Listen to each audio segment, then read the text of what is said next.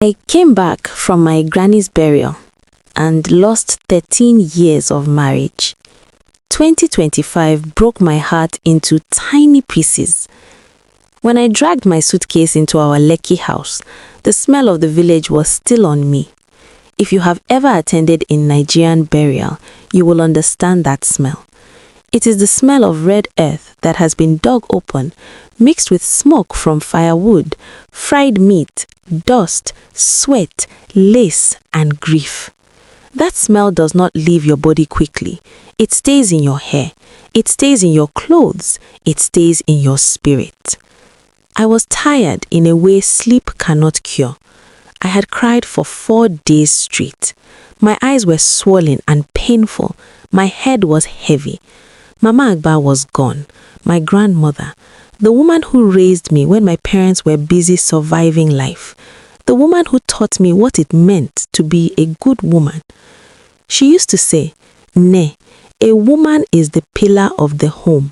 If she bends, the house shakes. If she breaks, the roof will fall." Those words followed me all through the burial. As I entered the master bedroom, something felt wrong immediately. The room was too neat, too clean. Normally, Femi's shoes would be by the door, his cufflinks on the table, his cologne would be hanging in the air, that strong woody smell he loved. But that day, the room smelt empty. The bed was perfectly laid. The pillows were arranged like a hotel room. The wardrobe looked lighter. Then I saw it. On my dressing table, beside my perfume, was a white envelope. Next to it, a spare set of house keys. My knees became weak.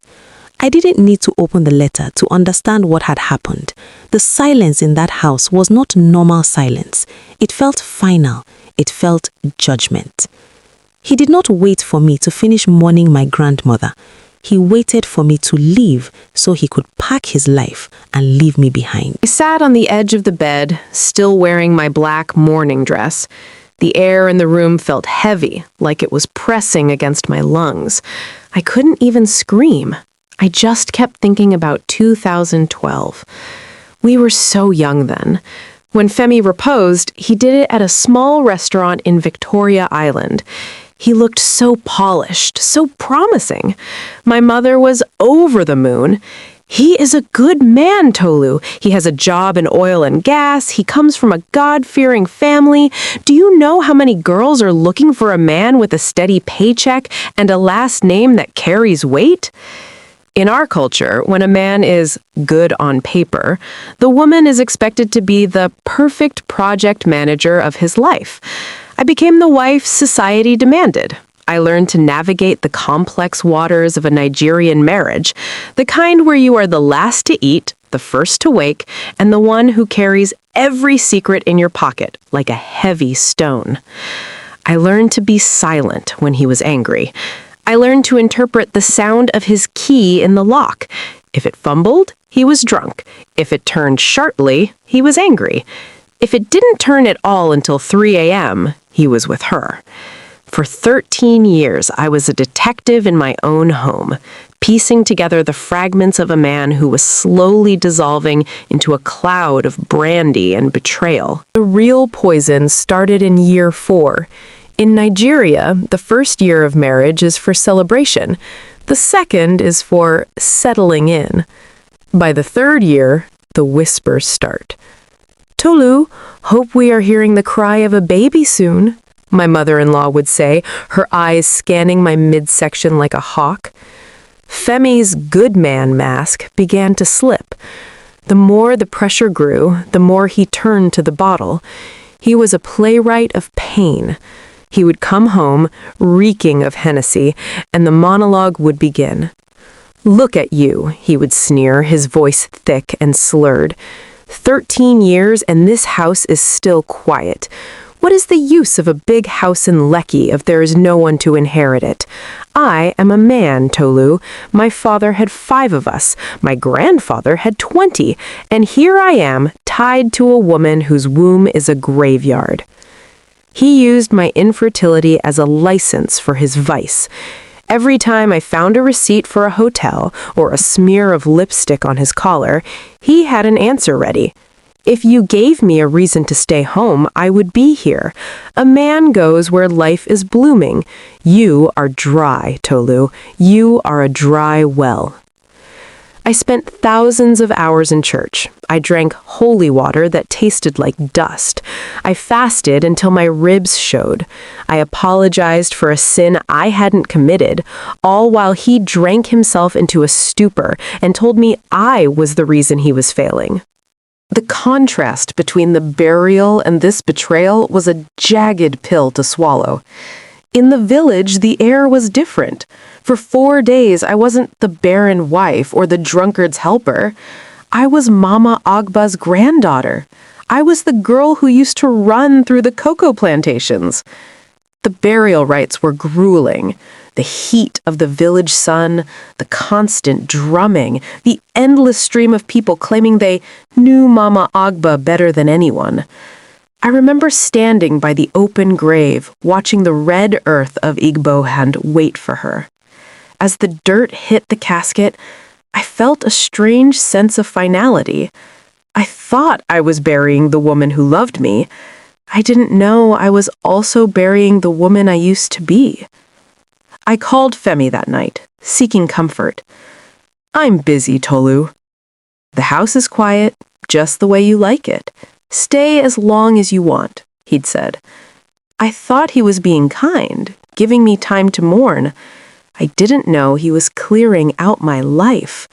I didn't know that while I was honoring the dead, he was celebrating a new life with someone else. I found that tablet. I didn't just find a cheating scandal. I found a whole second life. There were videos. Femi laughing, not the drunken, jagged laugh he had at home, but a light, easy sound. And there she was. She couldn't have been more than 25. She had that Gen Z glow, the kind that hasn't been dimmed by years of enduring a Nigerian man's ego. And then the folder labeled Junior. I clicked it, my hands shaking so hard I almost dropped the device. Photos of a nursery, a blue crib, soft lighting, and then the baby, a boy with Femi's exact forehead and my grandmother's nose. He hadn't just cheated, he'd built a parallel universe. While I was at home crying over negative ovulation tests, he was attending prenatal appointments. While I was at church praying for a supernatural opening, he was buying baby clothes. The betrayal wasn't just the sex, it was the future he had stolen from me. He let me believe I was the problem. He let me carry the shame of a childless home for a decade, knowing all along that he was fertile elsewhere. He let me break my heart every month, while his was full. The morning after I found the tablet, my mother called. She didn't ask how the burial went. She didn't ask if I was okay. Tolu, Femi called me. He says he is done. He says he has found his blessing elsewhere. Tolu, I warned you. I told you to hold him tighter. A man like Femi with his drinking, you should have managed him better. Now see, you are 40 and you are coming back to my house. What will people say? Mama, I whispered, he has been cheating for years. He has a child with another woman. And so? She snapped. Is he the first? Is he the last? If you had a child, he would have stayed. Even if he cheated, he would have come back to his first wife. Now you have nothing. Go and beg him. Tell him you will take the child as your own. Be the big person so we can save face. I looked at the phone as if it were a poisonous snake. My own mother wanted me to mother the child of my husband's betrayal, just so she wouldn't have to explain a divorce to her friends at the August meeting.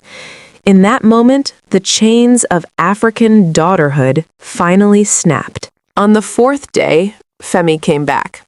He didn't expect me to be there. He walked in, reeking of a mid-afternoon gin, humming a song. When he saw me sitting in the dark, he didn't even flinch.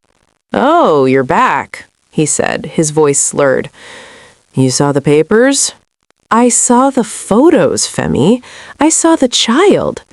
He sat down heavily, pouring himself a glass of water that I knew was mostly vodka. "Then you know why I had to do it. A man is a river, Tolu. He must flow. You were a pond, still, empty. I told you years ago, if you don't produce, I move on. I am Femi Adeyemi. I cannot end with you." "You didn't move on, Femi. You crawled. You spent 13 years making me feel like a failure while you were too drunk to even remember my birthday. You used my barrenness as an excuse to be a dog. Call me what you want," he sneered, his eyes bloodshot, "but I have a son. And you? You have a dead grandmother and an empty house. Get your things out by Friday. My son deserves to grow up in a proper home." He didn't even look at me when he said it. He looked at the bottle. The following Sunday, I went to church for the last time. I wanted to see if the family of God was real. Sister Agnes, the leader of the Virtuous Women's Circle, caught me by the car. "Sister Tolu, we heard. It is a trial of faith. But remember, Sarah waited. Maybe if you hadn't been so focused on your career, God would have seen your humility. We are doing a 21-day fast for the restoration of lost glory. Will you join?" I looked at her. I thought about the thousands of naira I had sowed into seed faith for a baby. I thought about the pastor's wife who once told me my unforgiving spirit was blocking my womb. "Sister Agnes," I said, my voice calm for the first time in years, "my glory isn't lost. It was just buried under the feet of men who use God to justify their cruelty. I'm not fasting. I'm going to go eat a full meal because for the first time in 13 years, I'm not hungry for approval." I drove out of that gate and felt the weight of the spirit of endurance leave my body. I sat on the dusty floor of Mama Agba's room, the wooden chest open before me like an unearthed grave.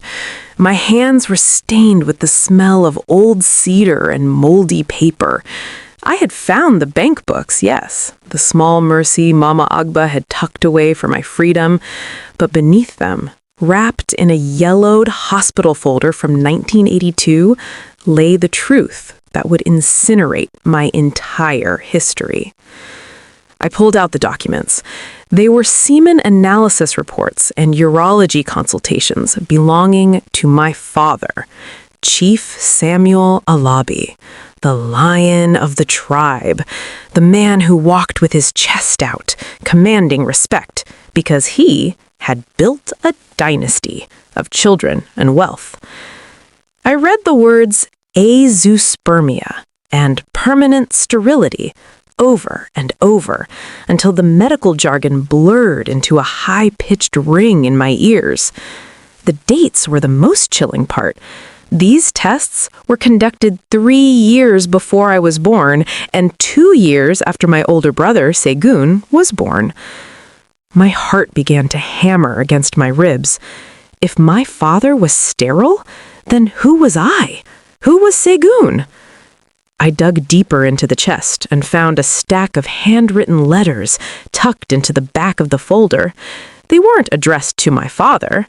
They were from a man named Uncle Jude, the family friend who had lived 3 streets away from us in Ibadan, the man who always brought us extra chocolate during the holidays, the man who looked at my mother with a softness I never understood. The letters were a map of a desperate, quiet arrangement. My mother had gone to him, weeping, because my father's family was threatening to throw her out for being, quote, barren. To save her marriage, to save her face in a society that treats a childless woman like a broken umbrella, she had struck a deal with the only man she could trust. My father knew. The records were in his possession. He had accepted the gift of another man's children just to keep his reputation as a real man intact. I sat back on my heels, the paper fluttering to the floor. My entire life, the alibi legacy I was so proud of, was a carefully constructed stage play. And then the anger came. It wasn't at the affair. It was at the hypocrisy. My mother had spent 40 years being the perfect wife to a perfect man. She had watched me suffer under Femi's drunken rants about my empty womb. She had heard him call me a dry well and a useless woman. And what did she do? She told me to kneel, she told me to fast, she told me to endure a man who smelled like gin and betrayal because a woman must keep her home. She wasn't trying to save my marriage. She was trying to justify her own suffering. She wanted me to stay in my prison so she wouldn't have to look at the bars of hers. She needed me to be a victim of the same patriarchal lie she had served for 4 decades. If I stayed, her lie remained safe. If I left, the whole house of cards would tremble. I began to laugh. It started as a small, jagged giggle in my throat and grew into a hysterical, chest-heaving roar that echoed off the village walls. I laughed for the girl who drank bitter herbs to cleanse her blood. I laughed for the woman who cried on bathroom floors while her husband was at a bar. I laughed because the head of the house was a ghost and the pillar of virtue was a shadow. I stood up, gripping the folder. I didn't feel like a Mrs. Adeyemi anymore. I didn't even feel like an alibi. I felt like a woman who had just found the key to a cage she didn't know she was in. I walked out to the porch, the village air cooling the sweat on my face. I picked up my phone. It was time to call my mother. Not to beg, not to cry, but to tell her that the play was over. The lights were on, the audience had gone home, and I was finally walking off the stage. The phone felt ice cold against my ear. I stood on the porch of the village house, looking out at the cocoa trees that had witnessed my mother's own youth. The sun was dipping low, casting long, skeletal shadows across the yard, much like the shadows that had lived in our family for decades. When my mother answered, there was no hello. There was no, how are you mourning? There was only the sharp, jagged edge of her authority, the seniority she wore like a suit of armor to keep the world from seeing her cracks. Tolu, why are you not picking up your calls? Have you gone to his mother's house yet? I told you, if you go there with a humble spirit, if you kneel and show you are ready to be a wife again, we can still fix this. People are asking me why you are still in the village. They are whispering, Tolu. Do you want to bring shame to this family? I let her finish. I let the echoes of her fear bounce off the wooden beams of the porch. For 38 years, that voice had been the law of my life. But today, it sounded like a hollow drum. Mama, I said, my voice coming from a place deep in my chest, steady as the red earth beneath my feet. I found the wooden chest. I found Uncle Jude's letters. I found the 1982 medical reports from the University College Hospital. The silence that followed was heavy. It wasn't just a pause. It was the sound of a 40-year-old wall collapsing in slow motion. I could hear her breathing, sharp, shallow gasps, like a woman who had just been pulled from deep water. How dare you look in there, she finally whispered. The seniority was gone. In its place was a trembling, primal fear. That was Mama Agba's secret. She was supposed to burn those things before she died. It was supposed to stay buried in the ground with the past. No, Mama, you didn't want it buried for the sake of the past. You wanted it buried because you wanted me to believe that a woman's only value is her silence. You watched me cry for 13 years. You watched me shrink into a shadow of myself while Femi drank and cheated and called me barren. You let him treat me like a cursed object because you were too afraid to tell the truth, that the great Chief Alabi was a man who couldn't even father his own blood. I gripped the porch railing until my knuckles turned white. You let me live in a grave, Mama. A home built on a lie is just a decorated tomb. You watched me break my back trying to be a virtuous woman to a man who didn't deserve my name, all while you knew that the very foundation of our family was a myth.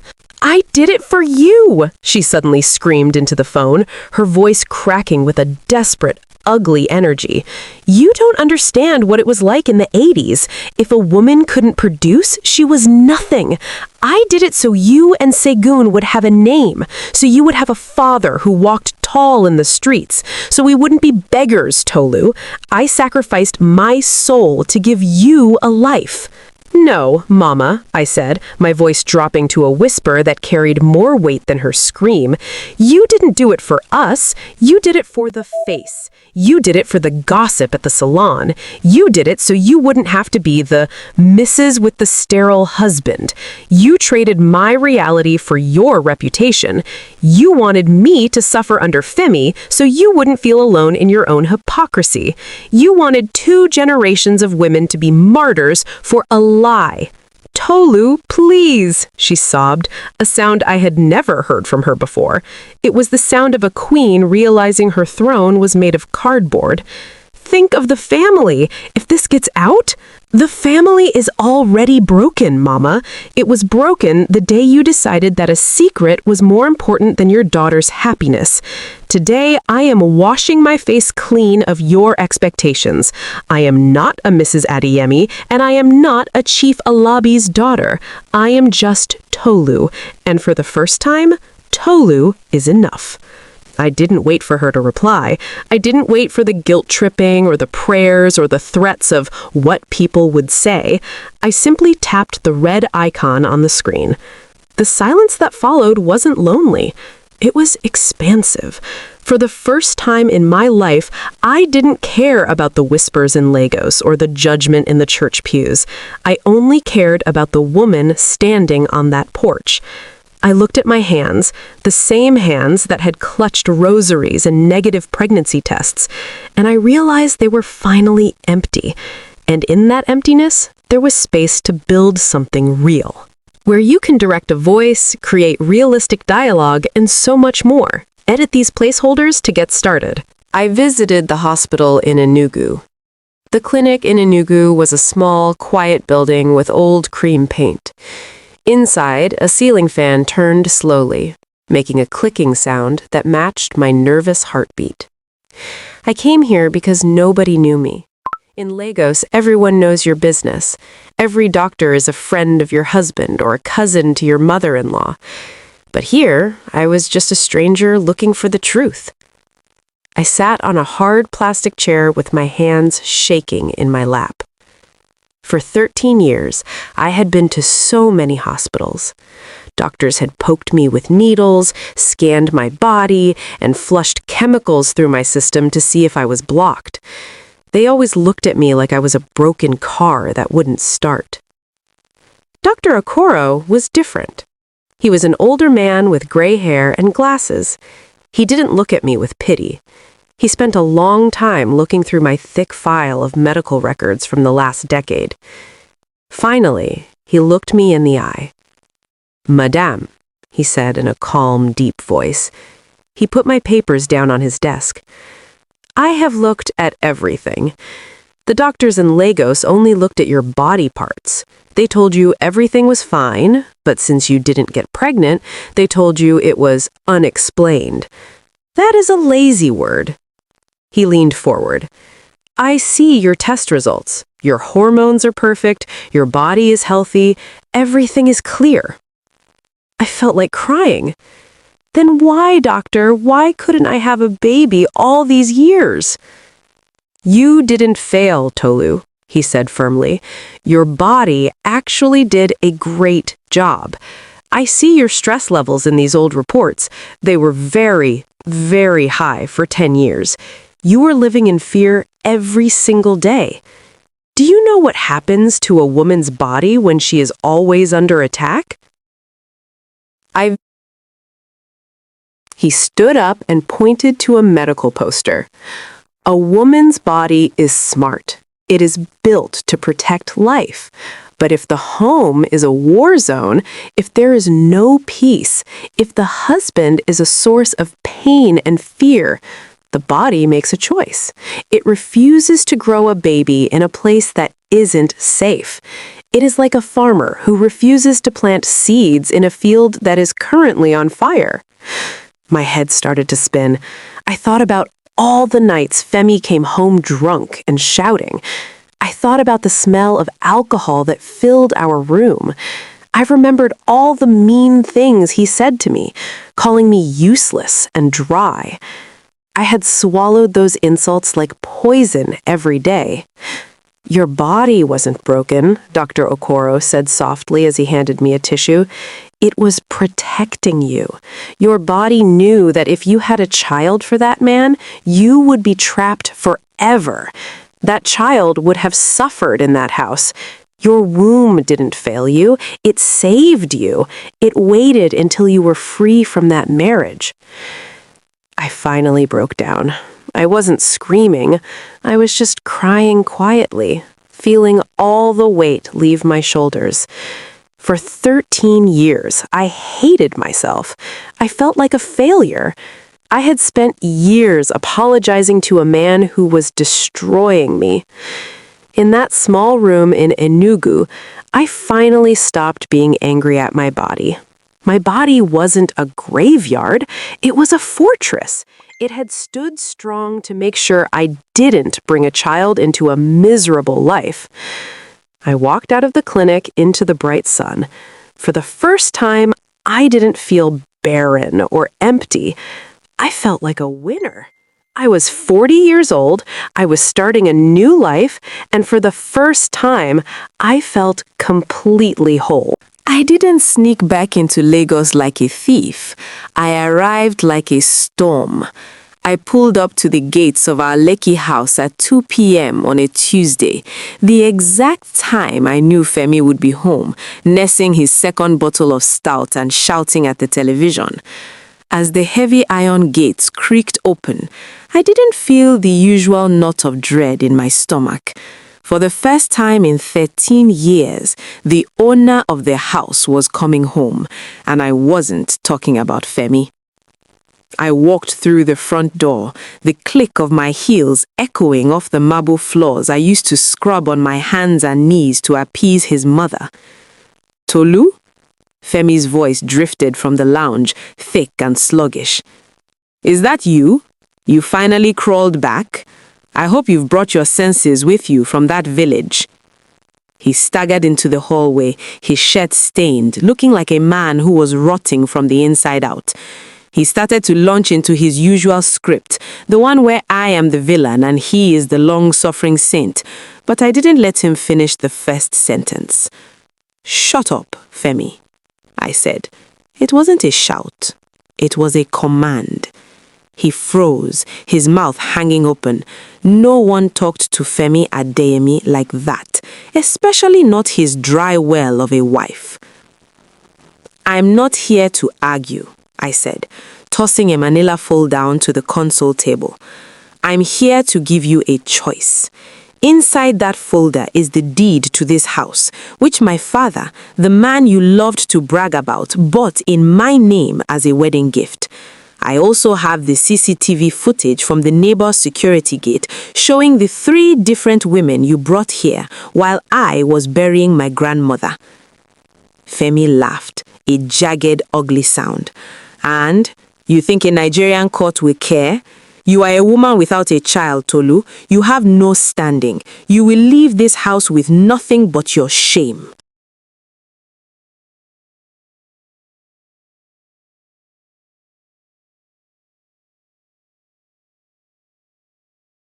I stepped closer to him, so close I could smell the stale alcohol on his breath. I leaned in and whispered the words that turned his face from arrogant bronze to a sickly, pale gray. I went to Enugu, Femi. I know about the lion of the tribe. I know why there are no children in this house, and it has nothing to do with my womb. I have the medical records. All of them, from 1982 to now. His eyes went wide. The glass in his hand trembled. He knew exactly what I was talking about. He knew that if the world found out the Alabi legacy was a lie and that he had been hiding behind my supposed infertility to cover his own family secrets, he would be the laughingstock of Lagos. "What do you want?" he hissed, the lion suddenly sounding like a trapped rat. "I want the keys. I want the divorce papers signed by 5 p.m., and I want you to tell your mother that if she ever mentions my name again, I will post every single one of those medical records on the front page of the Sunday papers." I walked past him toward the stairs to pack the only things that mattered, my dignity and my future. As I reached the landing, I turned back. "Oh, and Femi, Dr. Okoro was right. My body didn't fail me. It just refused to give a coward like you a legacy." I left him standing in the hallway of a house that was no longer a home, clutching a bottle that could no longer drown out the truth. I was 40, I was homeless by choice, and I had never been more powerful.